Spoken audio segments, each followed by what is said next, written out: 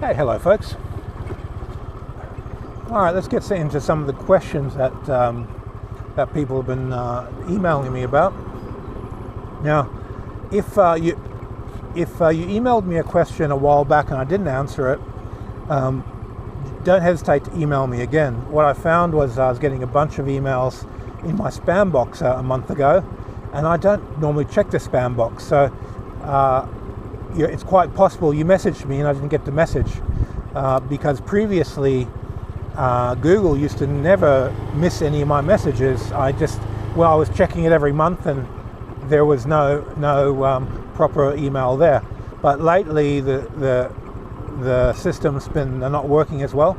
So if I haven't replied to you about something, or I haven't made a video on the topic that you requested, just let me know. And if I'm not going to make a video on something that it's outside of my expertise too much, or I basically just simply don't know, I'll tell you. I'm not going to try and pretend I know everything, because I don't. And I'll just share my experiences on those topics.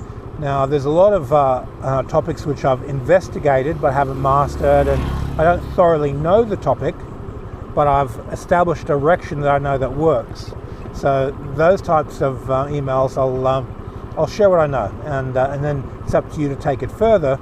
And knowing that if I've gotten results with things working in a certain direction, my intuition says this is right, it's on track, then I'll share that information in such a way that it's worth for you to continue that journey of investigation in that direction. Okay, so the topic that keeps coming up over and over is strength training. And I've hit this topic quite a lot, and each time I talk about this topic, I notice I cover different facets, different perspectives, different views of it. So what I want to talk about today is very specifically the difference between muscle contraction and elasticity of the fascia. Now, when you stretch a joint open, so let's say you point your finger forward and look in the distance, and then you stretch into the distance, what you're going to find is that by stretching those joints open, you're putting yourself into a state in which the fascia is becoming more active. If you contract the muscles and pull the joints in towards each other, shorten the muscle, shorten the joints, then you're putting yourself in a state of resistance. So this difference between the body opening up the joints, and then you relax and hang the muscle, open the joint. Did you lose them? Yeah, there was a couple of turnings. I didn't know where. Okay.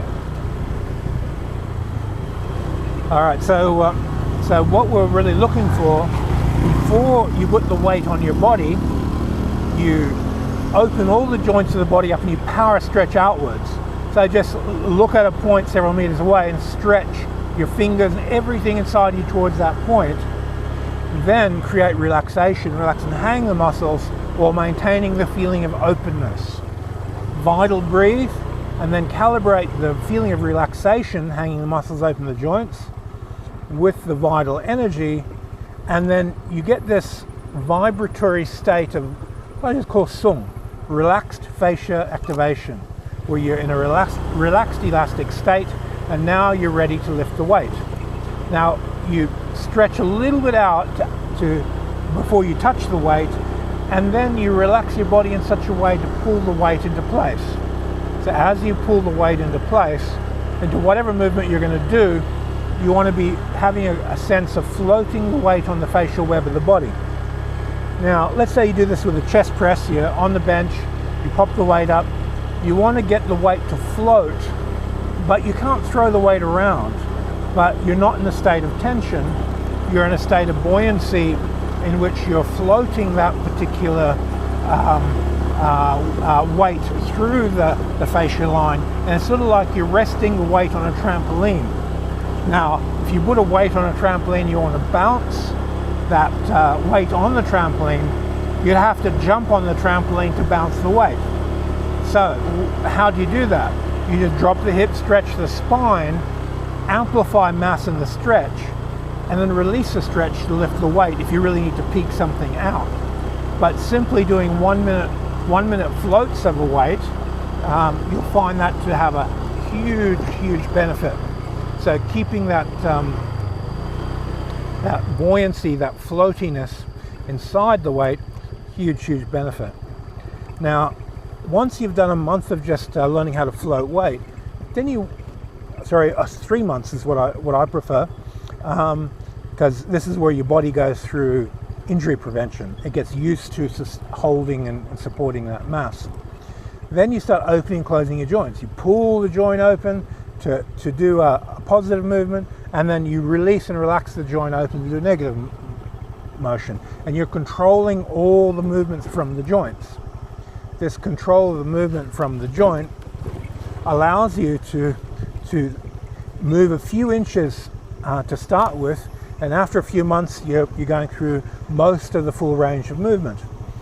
So let's say if you do a handstand and you just open and close the joints, I found that, I can't remember whether it was 1 month or 3 months in, my whole body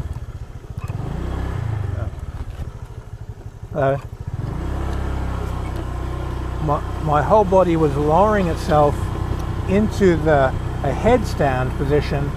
As I relaxed down, I'd open my joints and I'd be doing a handstand, and I'd be doing handstand push-ups, and those handstand push-ups just happened accidentally. It's just opening and closing the joints a few inches until I was doing the full range. Now, if you're going to use this approach, spread the hands out further than normal with your fingers pointing at 180 degrees towards each other for using this method with handstands. You'll find that once you can do the handstand push-ups and walk around on your hands, that your ability to manage your body weight on other exercise amplifies greatly. It's quite an interesting phenomenon. And this ability to handle your body weight through the fascial web means you can handle other people's body weight through the fascial web, and all the other exercises increase in ease, and your risk of injury drops right off, and it's a really good starting place for this type of fascia training work. Okay, we're at a destination. Thanks for your time. See you on the next video.